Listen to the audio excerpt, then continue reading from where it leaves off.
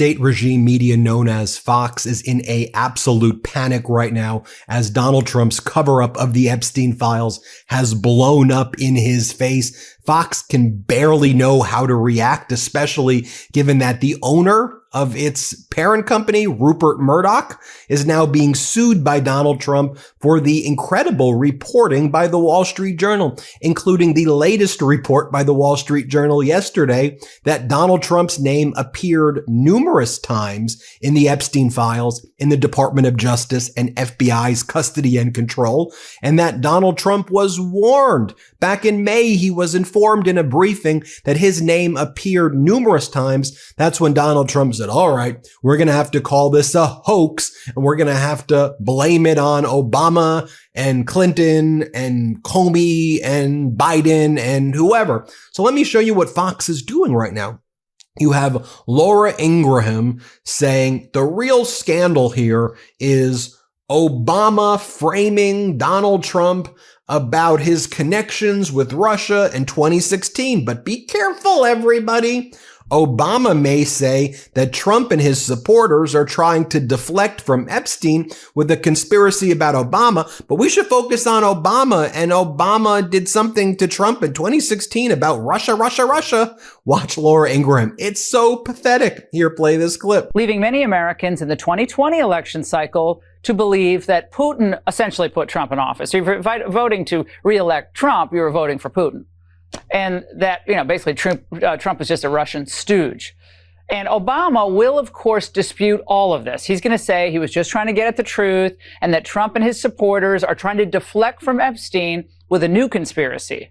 And the press, of course, is already helping with that. And then you have Lara Trump. You go from Laura Ingraham to Lara Trump.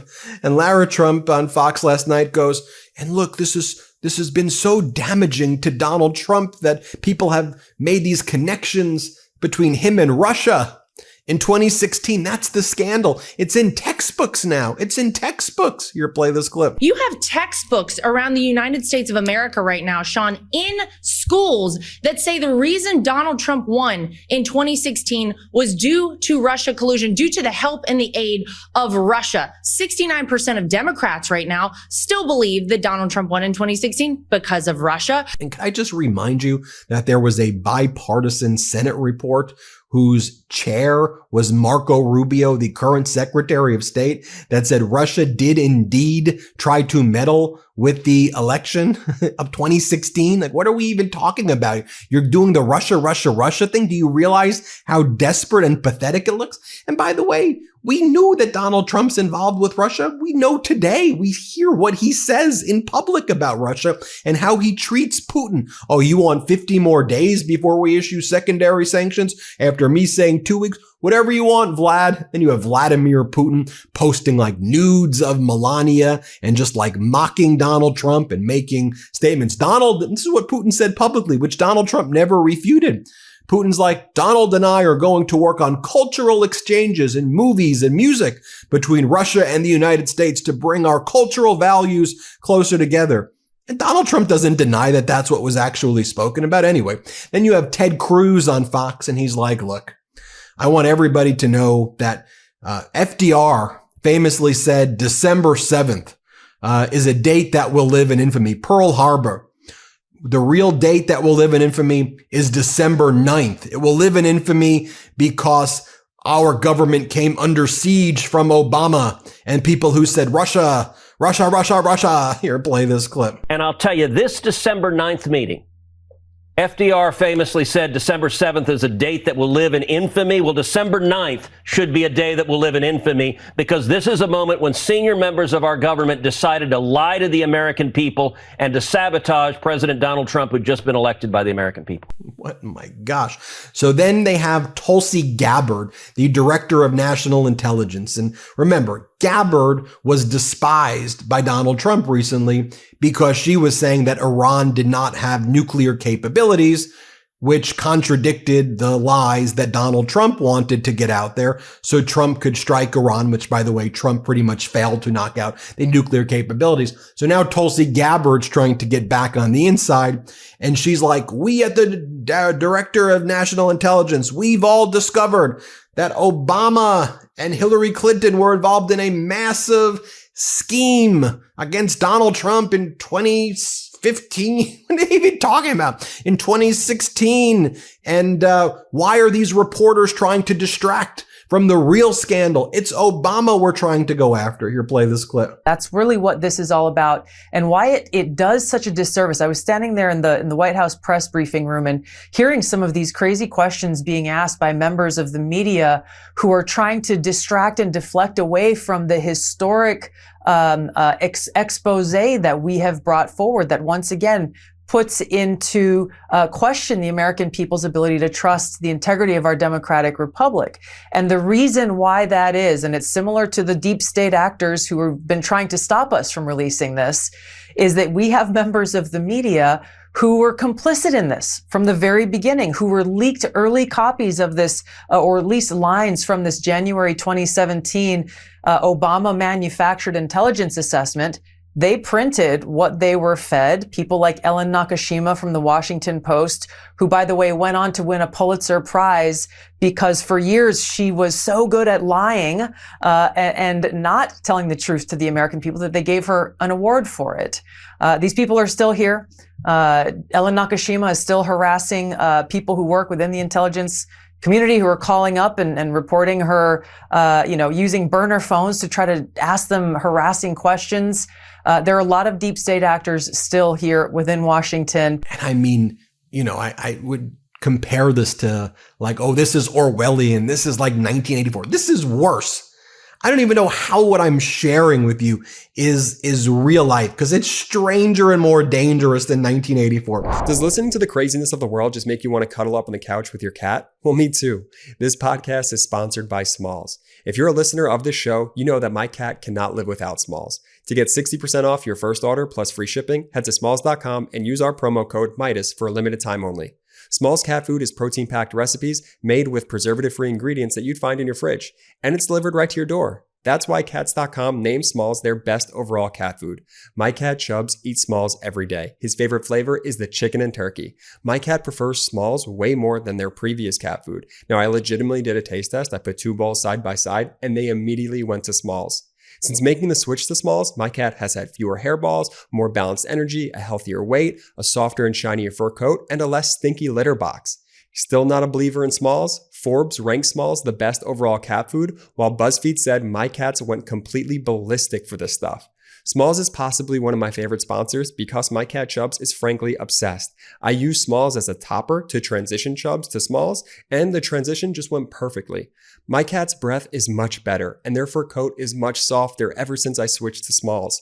Smalls also has a bunch of amazing treats and snacks that you can add in your order. My cats love the treats that came in our most recent box. After switching to Smalls, 88% of cat owners reported overall health improvements. That's a big deal. What are you waiting for? Give your cat the food they deserve. For a limited time only, because you're a MeidasTouch podcast listener, you get 60% off your first Smalls order plus free shipping by using code Meidas. That's 60% off when you head to smalls.com and use our promo code Meidas. Again, that's promo code Meidas for 60% off your first order plus free shipping at smalls.com. You have Tulsi Gabbard there, and the whole thing with her and Jesse Waters is just so super weird. And she goes, the American people deserve the truth. And the truth is Obama is involved in treason against Trump and Russia. That's what we need to focus on. Like, do y'all just think we're so stupid? I mean, I know you have MAGA mush brain supporters who may like listen to whatever the hell you say. We know you're distracting from the Epstein files. We know you're distracting from all of it, but go ahead, Tulsi. Try to trick us. Here, play this clip. President Trump wants us to find the truth. I want to find the truth. The American people deserve the truth, and they deserve accountability, which is why I'm really glad to see that Attorney General Pam Bondi and the Department of Justice announced the creation of a strike force team today, specifically to get after all the intelligence and evidence that we have gathered. We have more coming, and to determine the path forward to bring about that accountability. You got more from Ted Cruz here. Play this clip. And understand, these partisans are so contemptuous of the American people. What was the Russia hoax about? It was about subverting democracy. They were mad at the voters that they elected Donald Trump. They want to punish him. It's the exact same sentiment that led to the lawfare last year of indicting Donald Trump 4 times. And then you have Alina Habba, whose term as interim United States attorney in New Jersey is over. But now she's like, I'm not leaving. I'm not going anywhere. And then Jesse Waters is like, the Democrats tried to coup the U.S. prosecutor from New Jersey. No one tried to coup anybody. She's unqualified. She's being investigated by the state bar for engaging in potential unethical behavior. She's been sanctioned over $1 million for bringing frivolous lawsuits. But here's what we're talking about, I guess, on Waters. Let's play it. The Democrats are determined to let chaos run free.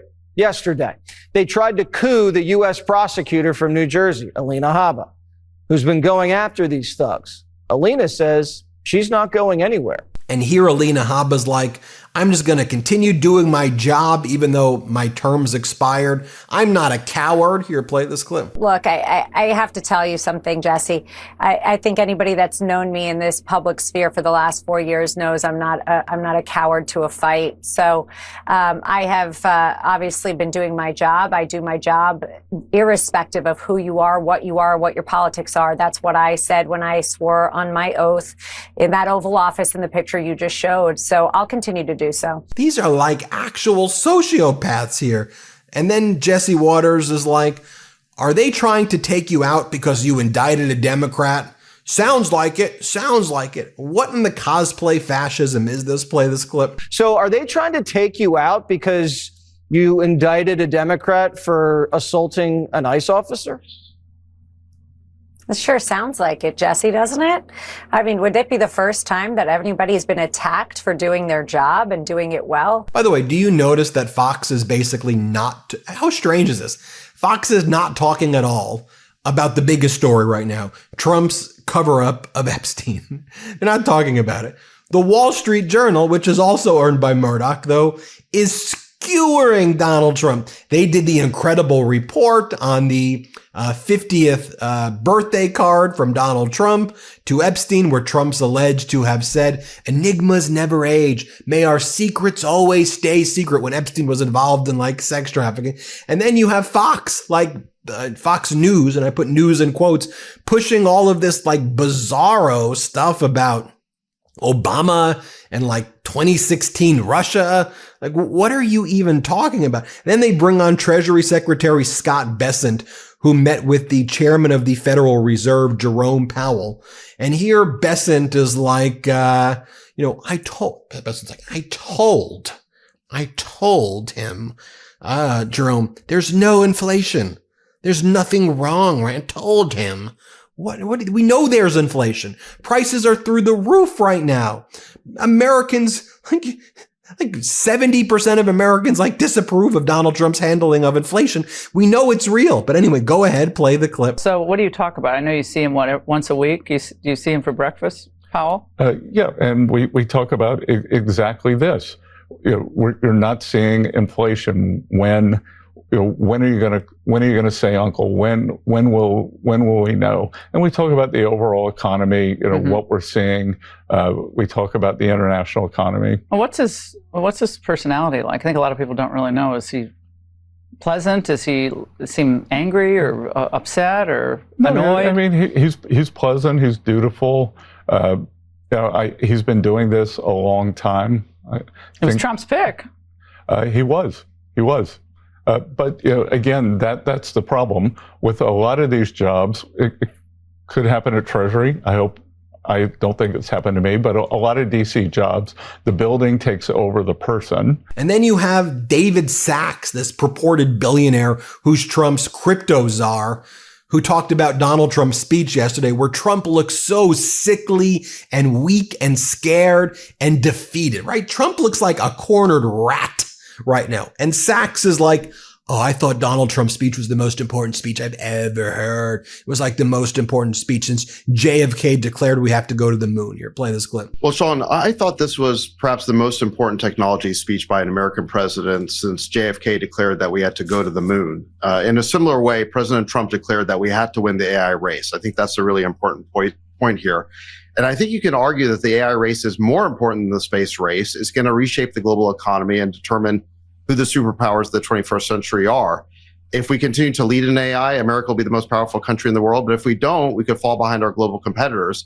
And what President Trump did, I think, was lay out a plan for winning this AI race so that America remains the most powerful country in the world. Seriously, what speech were you watching? Because I was watching the one where Donald Trump spent time like mocking trans people and going bling, bling, bling, bling, bling. Like what speech? It was the most stupid and ridiculous and clearly cognitively addled speech I've ever seen. But go ahead. Here's what Donald Trump said. Here, play this clip. Now a man who transitioned came up and looked at the bar. How much is it? 212 pounds. Oh, let me try it. Bing, bong. I think he broke the record by 109 pounds. It's going to be a long time. It's going to be a long time before a woman catches that. And these are great athletes and great people, and it's demeaning. And who the hell wants this? We're off of that whole standard, because I just tell you those as examples. Well, there you have it, folks. It's freaking embarrassing. Tell me what you think. Hit subscribe. Let's get to 6 million subscribers. Fox. The truth is more important than ever. Check out our new Truth Over Lies collection at store.MeidasTouch.com. All 100% USA union made.